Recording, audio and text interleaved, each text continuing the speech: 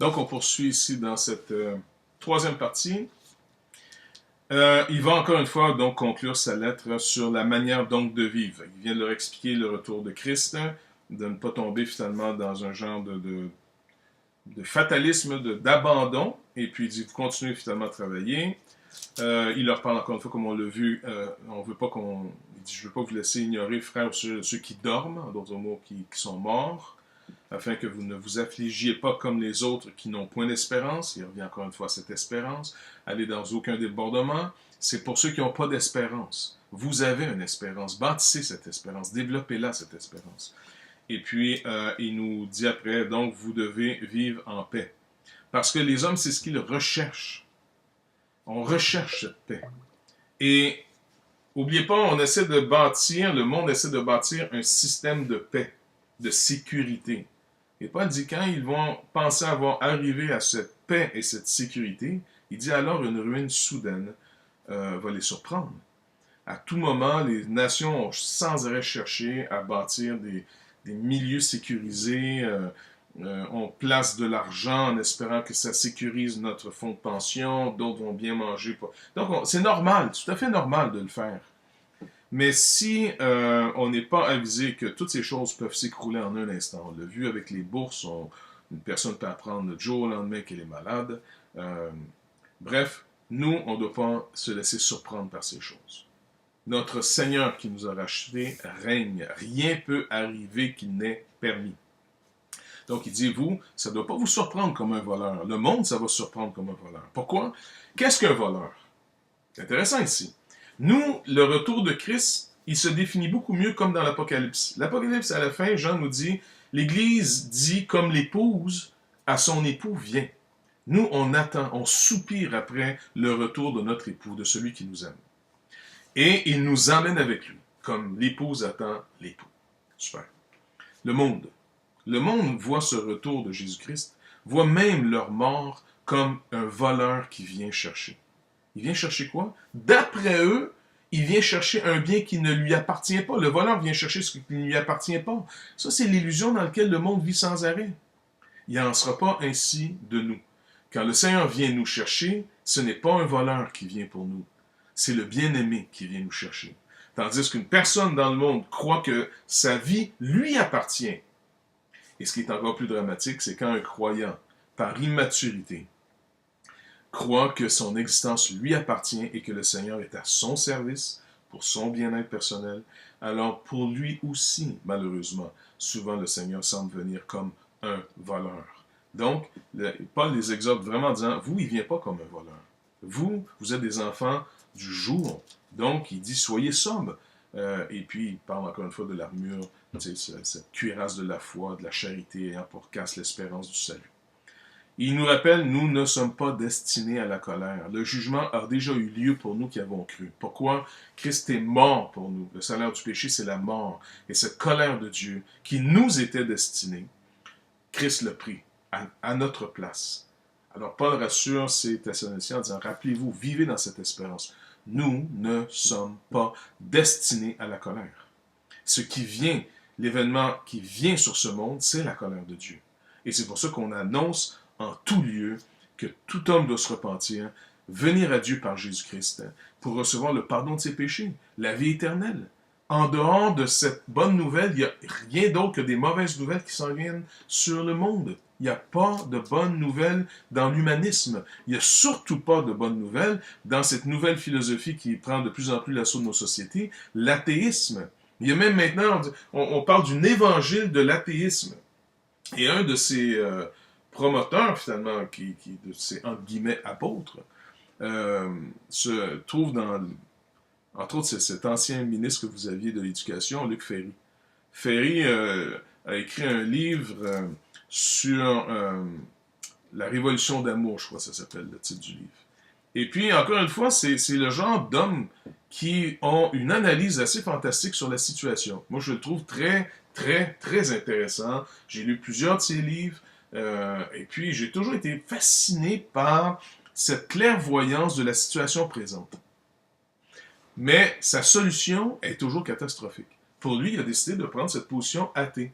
Maintenant, l'athéisme, c'est vivez pleinement maintenant et ici, et quand c'est fini, c'est fini. Assumez. Assumez le vide. Assumez le néant. Oh, écoute, je trouve pas ça tellement réjouissant. Mais le drame, c'est qu'il voit plus clair que beaucoup de chrétiens. Il tombe pas dans le panneau de beaucoup de chrétiens. Quand vous lisez aussi Qu'est-ce qu'une vie réussie, il va vraiment décrire 3 types de vie, dont la vie chrétienne, et il la décrit très bien. Il décrit que nous sommes des gens qui ramenons à Dieu le jugement sur toute chose. Nous vivons de sa parole, et lui dit, je refuse cette position car je veux rester en contrôle de ma pensée. Je suis un libre penseur. Mais bon, tiens, nous, au contraire, nous amenons toute pensée captive à Christ. Nous, on s'attaque au raisonnement qui s'élève contre la connaissance de Christ. Nous sommes maintenant revenus à notre Créateur par Jésus-Christ. Et nous retrouvons la gloire d'avoir été créés pour lui. Et on a eu une démonstration de Jésus-Christ. Bref, tout ça pour dire qu'il finit sa lettre avec plusieurs exhortations, priez sans cesse, rendez grâce en toutes choses, car c'est à votre égard la volonté de Dieu en Jésus-Christ. N'éteignez pas l'esprit, ne méprisez pas les prophéties, mais examinez toutes choses, retenez ce qui est bon. Abstenez-vous de toute espèce de mal. Donc, dans toute cette attente, voici la sanctification. Et il rappelle après que la sanctification finale, c'est Dieu qui l'accomplit.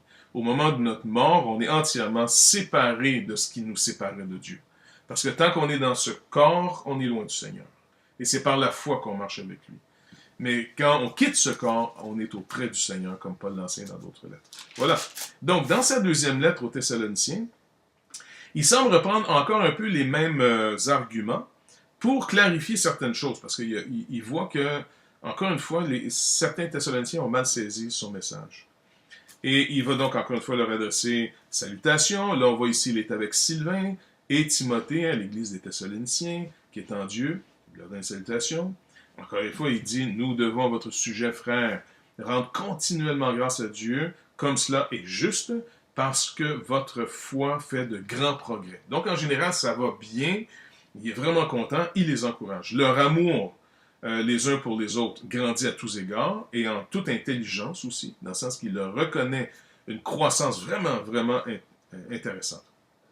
Et il dit donc, vous êtes un peu notre sujet de gloire auprès des autres églises. On parle de vous comme quoi vraiment l'œuvre de Dieu va bien chez vous.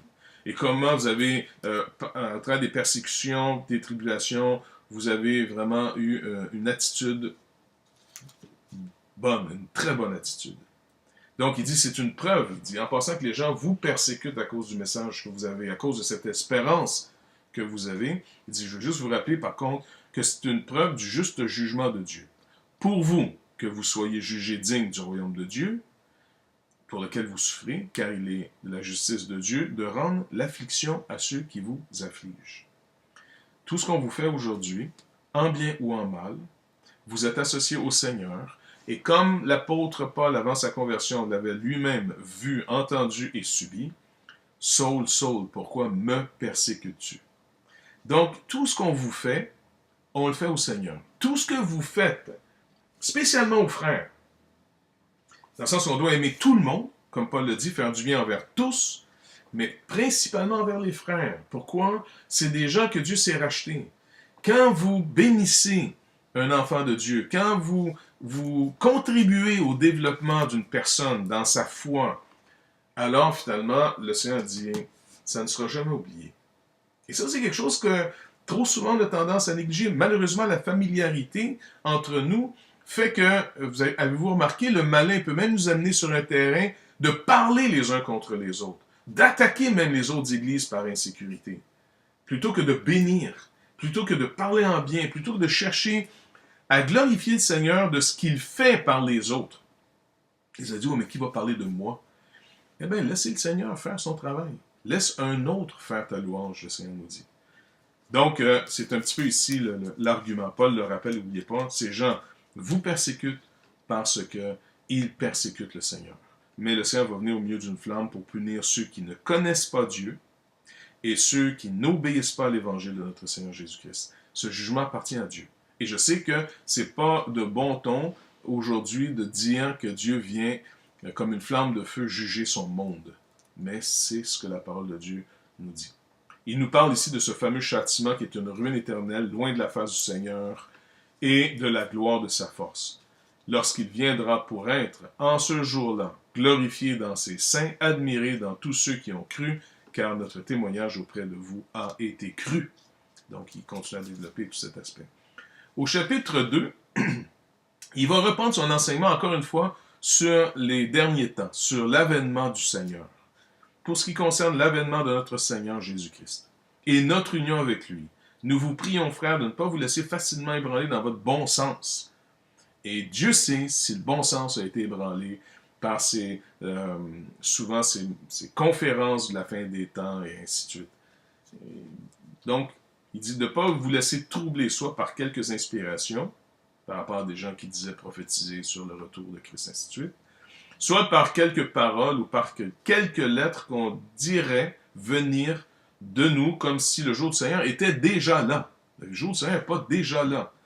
Et la meilleure expression, c'est celle que, je pense que c'est Oscar Cullmann a mis une expression au point, un théologien ici, je pense, réformé ou protestant, qui disait donc on a cette tension entre le déjà, Christ règne déjà, et pas maintenant, pas encore. Le maintenant et pas encore. On est dans cette tension. Et c'est mystérieux pour nous. Puisqu'il a tout reçu pouvoir, toute autorité du Père, c'est ce qu'il nous le dit après sa résurrection, avant son départ dans Matthieu 28, il rappelle aux disciples que toute autorité lui a été remise. Tout.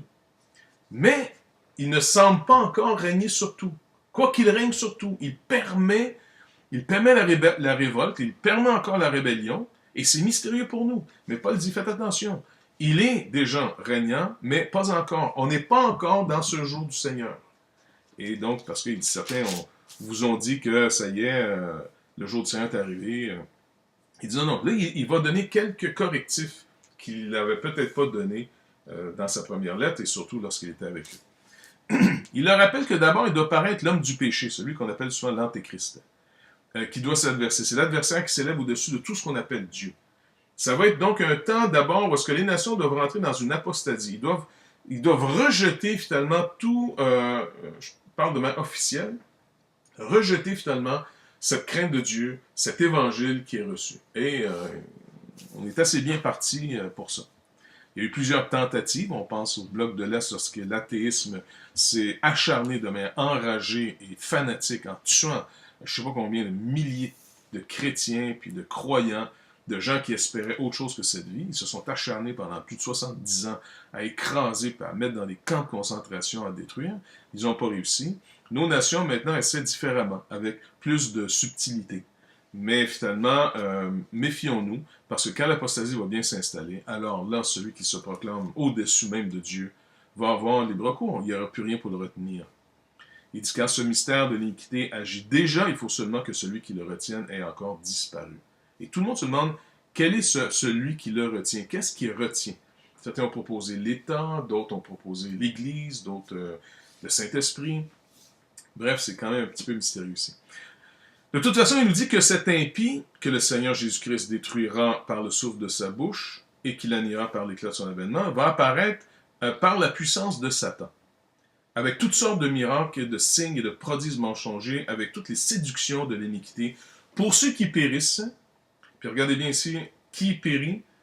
Ceux qui n'ont pas reçu l'amour de la vérité pour être sauvés. Des gens qui littéralement ont choisi de vivre dans l'illusion.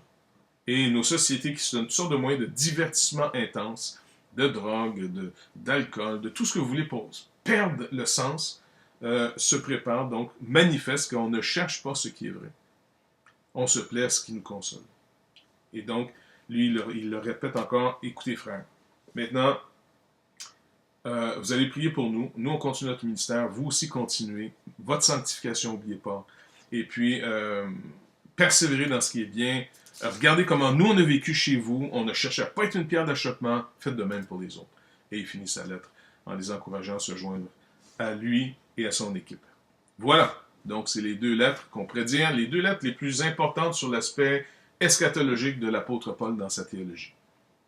Voilà, on se retrouve après par Skype.